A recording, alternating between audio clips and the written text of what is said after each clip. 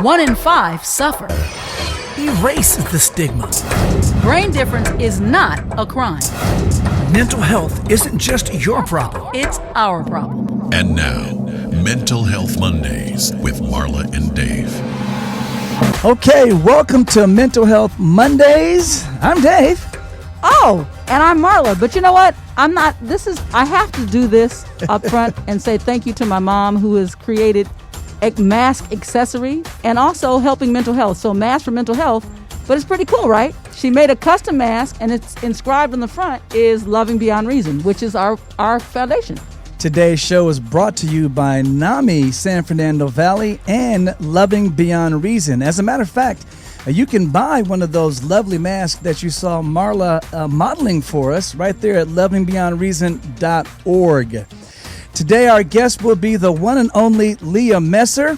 Over the years, fans have watched Leah Messer go through a series of ups and downs on 16 and Pregnant and Teen Mom 2, a brand new memoir titled Hope, Grace, and Faith, writing about her childhood and experiences with abuse and also her relationships and launched into fame.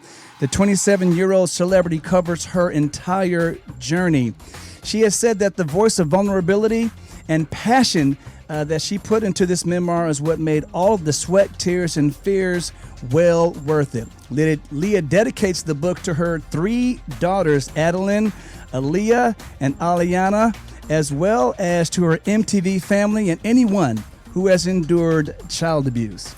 You know, It's interesting because I got to know Leah on a very personal level when we ended up on a family vacation together in Hawaii. Yes, fun times. And, the thing that's interesting to me is, God has no shortage of tricks in the bag as far as his tapestry as to when you collide with people. And because of that intimate time, I was pleasantly not even just surprised, but welcomed my time with Leah and finding out this story. And just her journey is amazing. Her light is big. And I'm glad she's using her voice. And we'll be right back with Leah Messer. Hey guys, listen up. Learn something. All right, we're back that quickly. Welcome, Leah, to Mental Health Monday. How are you? How are you guys? Doing great. Before we go any further, because we have to acknowledge where we are right now, just in the times that we're living in. And I know we spoke briefly, Leah, when I requested that you join us on the show. And by the way, I felt like there was no better guest for our inaugural show, which you are, our first for we're launching this program. And I literally told Dave, her story is so clear and your voice needs to be heard on a global scale because you really are an influence for survival and change. And that's amazing, especially with all that you've been through. So I just wanted to say thank you, and I recognize that and just celebrate you and your story. But we are in perilous times. What do you think about where we are right now? I worry about the suicide rates and a lot of others' mental health in these times. I know I've been able to know what works best for me, but I'm so glad that you have this platform to also reach so many others that maybe are struggling with mental health right now. Absolutely. One of the things that I would like to touch on right quick before we delve more into the book and your story. Have you been involved in any of the protesting or marching or anything like that? I have made donations. I haven't been able to get out and actually protest just with the pandemic going on and Allie having muscular dystrophy, but I've definitely using all of my social media platforms to stand in solidarity with all of Black Americans. And Absolutely. Much appreciated. Yes, for sure. So Leah, you mentioned something and with your story and just your battle and finding your balance with mental health or with everything that you've been through. And you just mentioned, which is true, suicide. What would be 3 things right now when times are tough that you consider to be coping skills, even one thing that you think that of, and let me say this first. If you are contemplating suicide, please call hotlines and get professional help. Absolutely. So I don't want what you say to be, misconstrued as coming from a therapist, but from your own experience of coping with a lot of issues, what would you say are some of the things that you do to get through? I do yoga, getting out in nature. We love to dance, shaking it off, meditating. I do a lot of, I love to read and learn about other ways that I can navigate and lift myself up, For sure. Go ahead, Dave. No, I'm Well, yeah, because what I'm saying is that, and I think that one of the ways I want to take this conversation is in being so young, having the fame and attention that you've had, we talk a lot in mental health about stress. And I want to really highlight the fact, or let you explain the fact, that people see TV as success. Let's talk about what that pressure is like and how that actually lends towards mental health decline. Or I know that, you struggled and got into a prescription drug situation and had to overcome that. Mm-hmm. So honestly, going into the TV entertainment, I had no idea with the TV show what I was actually getting myself into. And getting all the feedback from the fans was devastating for me. It affected me emotionally. It affected me mentally. It was just really hard because I was so young. I was 17. I had no idea what was about to come. No, nothing at all. Nothing. No one prepared you. They just threw you out there to the wolves. Well, actually, before we get any more into the television side of your life, why don't you take us back for anyone watching or listening who is obviously living under a rock and doesn't know as much about your story as we would like them to do. Give us the brief history. Bring us up to speed. Okay. So about where things started for you. With the show? Actually, yes, with the show. Okay. So I became pregnant at 17 with twins. One had a rare form of muscular dystrophy and the other perfectly healthy. And throughout the years, I ended up finding myself in one codependent relationship after another. I was looking for love in all the wrong places when the love resided within myself. I just had to find it. Yeah. And I became remarried for the second time and had another little girl, and they botched my spinal tap. I became addicted to the medications that they started prescribing me. Wait, go back. Are you saying that they botched the spinal tap so that the drugs that would actually keep you from dealing with the pain? They botched the spinal tap as a result of the pregnancy. Oh, okay. Like when am I correct? It was a delivery? They injected me too many times, and it created spinal fluid leaking. Got it. Mm-hmm. So I had her, became addicted to the pain medication. And honestly, even as an addict, I didn't realize how far it had gone until I watched it play out on TV. And I look back at that period of my life and I'm like, was that really me? And either I went to Arizona to a treatment facility, and that's really becoming a better version of myself and unlearning a lot of the things that I was taught even in my childhood and going through the child abuse that I did. Wow. So when you say that you didn't recognize the person that you were, and especially when you were dealing with the opioid pain medicine that they had prescribed you, as you had a chance to go back and look at it, how would you describe the difference between the Leah before drugs and Leah after or on the drugs? I was blank. It was like blank. I don't even know who I was. I don't even recall doing some of the things that I'd done. It was like I was just. I was already gone, but I was still here, and that's what led into me becoming suicidal too. Now, was it just the pain that you were experiencing, the physical pain, that led to the addiction, or do you think that there was some type of addictive personality that was already there that allowed that to happen? My dad is an addict. So I think that he was also, I came back around in my life at that time. And when the prescriptions ran out, he would give them to me.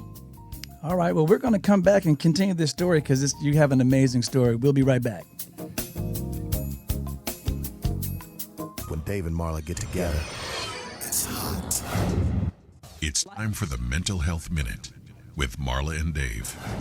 Stress seems to be part of life these days, but stress shouldn't be taken lightly. It can ruin your physical and mental health. It's a known fact that many mental disorders are triggered by stress.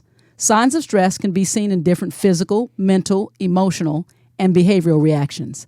The following are signals that your stress levels may be too high and you need to do something about it.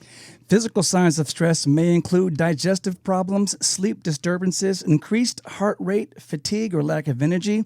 Mental signs of stress include confusion or mind racing, while emotional signs of stress can also include irritation, feeling overworked, a sense of hopelessness, and some behavioral signs of stress may include decreased sex drive or a sense of loneliness.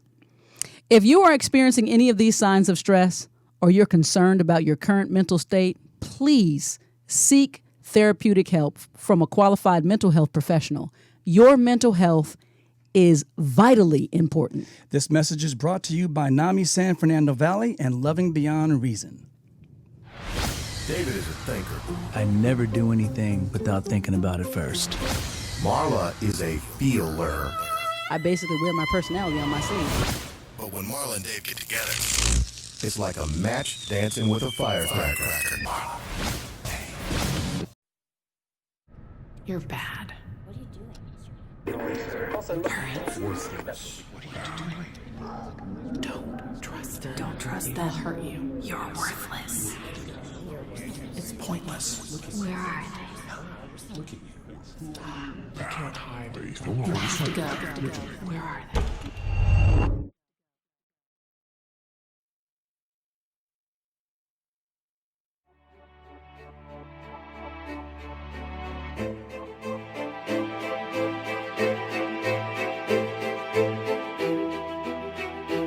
When the pain of schizophrenia meets hope, everything can change.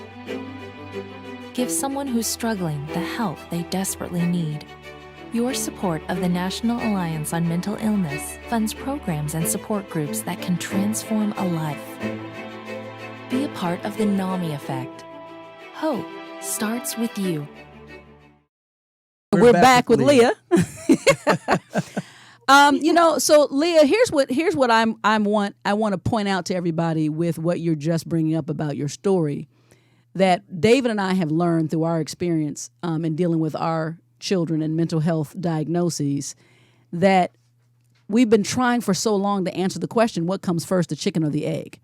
So listening to you basically describing being vacant and, the drugs really, were it just helped you kind of just escape until you realize, wait a minute, who, where, life kind of brought you to a collision point, to these different understandings of you. And so with that in mind, I just want to remind everybody that as she's bringing up, a lot of things contribute to mental health factors that you don't know. And a lot of people do things, even when they're unaware, subconsciously, to self-medicate.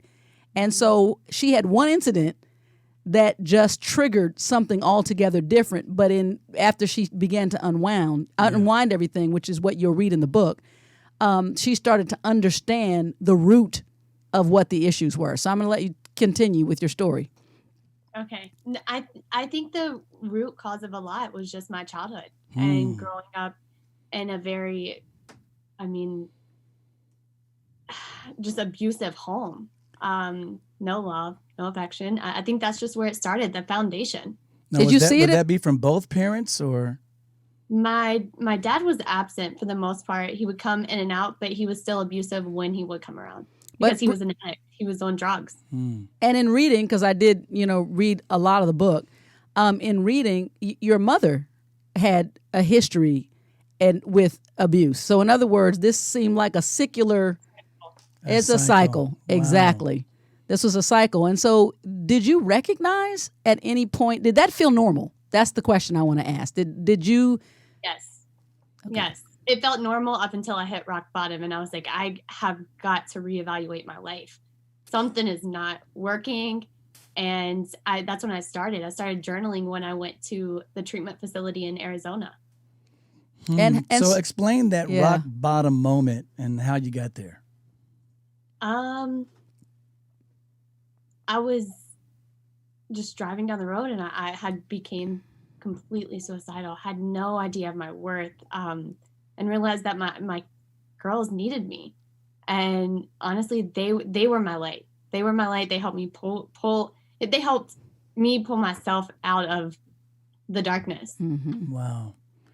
Wow. So at this point you had all three of your children, or? Yeah. Oh, wow. Yeah. I looked back. I was driving at a road close to where I live, and I looked back at the car seats, and I started crying. And I actually had a dream, and I was drowning. And in my dream, it was like I was swimming so hard, and I just could not catch my, I couldn't get above water. And then it all tied together. And I looked back at the car seats in the car, and I was like, no, like they need me. They need me at my best. And that's when I called a few producers and told them, I'm ready. I know that I need the help.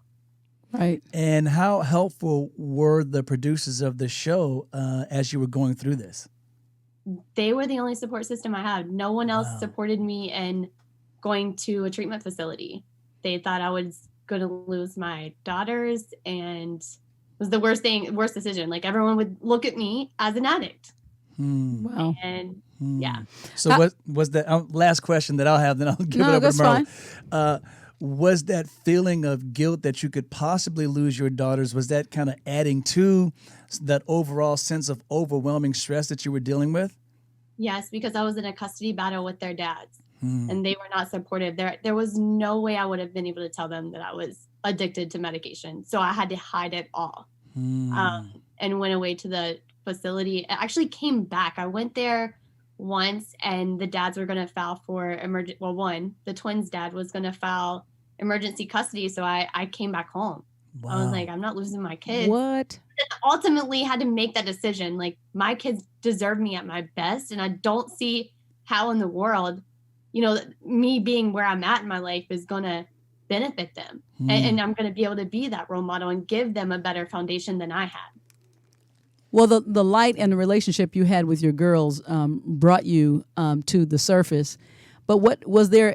Did you have a lot of stress? Even was any part of that decision tough because you had to consider the other people around you as well, who may be fame addicted or feel like you are our ticket out as well? So did you feel any external pressure from family and circumstance as well to continue on with your reality career and not get help? I don't know about the reality career, just not getting help. It was more or less like, you're going to lose your kids. They didn't care about the show. Okay.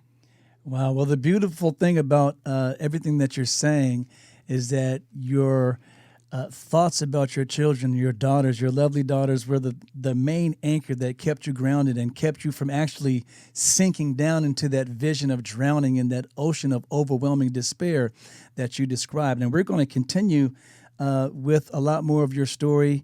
Again, the book is Hope, Faith, and Grace. Am I correct? I always Hope, Grace, Faith. I flubbed them all up. But here's right before I go, I have to say this. I follow because once I met, and I'm a follower, and I want you to know that her daughters are tough, beautiful little cookies. For sure. Yes. I love it. The adventure spirit in those girls, I watch just so I'm like hilarious. Like, I got this. Get off me. Well, they have a tough and beautiful mom, so we know exactly where they get it from. For sure. We'll stay tuned. We'll be right back. All right, it's time for the mental health poll question. And the poll question this week is, what percentage of young people suffer from some form of diagnosable mental illness? Your options are 5%, 20%, or 30%. Leah, what do you think that answer might be? What would you 30%. Say? 30%?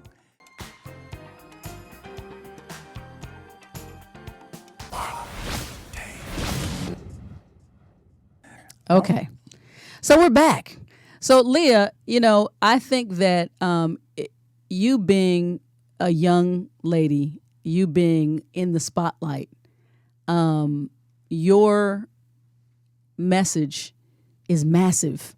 And it's massive because you kept going. You found a reason why. You found an inspiration. And I really want you to share how much better, even though everyone still struggles, clarity feels, and how glad you are, or what the journey is to really get to real help. So you can you've lived both lives, and one seems glamorous and fun, but led to, really heavy, dark places, and now you're here. So that's an encouraging message. I feel joy. And granted, of course, things are going to come up. We're going to still face adversity, but I handle it completely different than I would have before. Yeah, for sure. And so, and how is that? I wanted to talk to you a little bit about where you are with breaking the cycle for your girls. Broke that cycle. I smashed that thing. Are they aware of any of what you've been through at all? Like, are they at the ages, or do you feel do you feel like that's something that you even want to share? I know you're public and you've got a book out, and they kind of grew up in front of the television. I mean, they were on it from birth. Yeah, I am open with the 10-year-olds. I am, because they're 10 now, I am extremely open with them about addiction, mental health, anxiety. My 10-year-old does have anxiety, but she reads books about anxiety, kids books, and really she copes with it way differently than, what if I would have had anxiety and I just at her age? So we're just like on top of it. We completely handle it differently, And so have you identified any triggers for yourself as far as when you say anxiety? What are some of the things that you have to be careful and watch for yourself that you feel this? Social media? Yeah, it definitely triggers my anxiety and just the comments from people. So I have to know when to step away from something that makes me feel anxious, and get back into alignment, whatever that may be for me or for anyone else. Yeah, and I guess a lot of people who deal with mental health issues have to learn what those triggers are for them and have a coping mechanism. I'm glad that you know that part of your coping mechanism is just step back from your social media and just give it a break. Now, how long, when you say you need to take a break from time to time, generally how long is that break? Until I feel good, until I feel like I'm in a place where I can go back and look at social media, or that's too. So I usually turn my phone off 2 hours before I go to bed too, because I cannot stay up on my phone and rewatch or just, no, it does give me anxiety. No, a lot of people, regardless of whether you're dealing with a mental health issue, they always say kind of give yourself some time before you try to fall asleep to get away from all your devices, television, and everything. I know we used to fall asleep with the television on. I'm in a big habit of now just turning it off before I go to bed. Except I generally try to steal the remote and not let that happen. So that happens too. There's the battle of the remote in the Thomas bed. But the one other thing I want to ask you is, and we talk about triggers, you mentioned your failed relationships in the book. Yeah. Let's get an inside scoop. Where is Leah as far as you and what's your outlook on relationships going forward and love? I'm still doing me right now. I'm sorry, I have something popped up. I'm open to whatever is in store for my life, but I'm perfectly okay with where I'm at right now. I am, doing the best for my girls, and that's it. I'm dating, but not exclusively dating. Right. Oh. Okay. I hear it. Come on now. Come on, truthful, independent woman. She's like, I'm I'm not excluded. Good. You know what? And that's I think something that as well, and she talks about it in the book, but I'm glad that she's bringing these things to light because as every young girl I know, I was 14, 15, 16. I don't care how strong you think you are, that strength comes over time. And you want to be valued. And so when you don't have an understanding of what that value is for yourself, where you place your heart in a lot of cases is not so good because you haven't learned to protect it by understanding you. So when I hear her, I'm like, man, it's a really evolved thing to say, and not just to say it. Taking her time. I'm good. And doing me. Yeah, absolutely. I'm good, but I'm good with me because you can never give anything to anyone else until you can actually become all that you can be, because you don't have anything. By the time you give it away, then you're a shell. Well, even the Bible says, and I say it all the time, to love your neighbor as yourself. So if you can't love yourself correctly, you can be of no good to anyone else. And I think that what Leah's has the examples that she's setting is self-love is something that you learn. I think a lot of the times you think you're supposed to just have that in check. Like, yeah, I got me. And it's more than just a bolstering. Yeah. Also, well, I guess, to kind of wrap that thought up, even when you find yourself, and I know you will, Leah, if that's your choice, in a long-term relationship or a very significant relationship to you or yourself, you still have to take me time to still be available to your other relationships in your life. And I'm sure that goes for you as a mother as well, Leah. Mm-hmm. I definitely have to take time out for myself. Absolutely. And what would be two of the most powerful lessons that you would want to tell your daughters that you think would benefit them most? Ooh, Marla. Okay. Just overcoming adversity, knowing that they can, even when it gets really, really hard.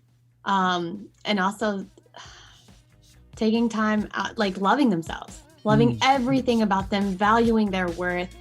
And that would be it. I wish someone would have told me that. You think? Now I have a question, Leah. Hold your question, because we're going to come back and wrap things up with you, Leah. Thank you so much for taking time out of your busy schedule to talk to us. And we'll be right back, and we'll wrap this up with Leah Messer. It's raw, real, and unfiltered. And look at there, we're right back. So go ahead, Marla. You messed up my thought, Leah. Yes, I asked you about your daughters and the lessons that you would teach them, and for I just want to be sure that going forward, not just for all women, I think it's even a bigger thing, because I think that there's a bigger burden for us to be a lot of different things, to wear a lot of different hats. And so, again, I'm glad that this is something that you've been able to wrap your mind around, and you've been able to actually pull yourself up and sharing with all of us, because it's inspiring to me. I'll be honest with you. Your what you've done and what you've put down in the book that you've written, and sharing your true story all the way through and through is an inspiration. We encourage everybody to go out and get the book, Hope, Grace, and Faith. An amazing book written by an amazing woman.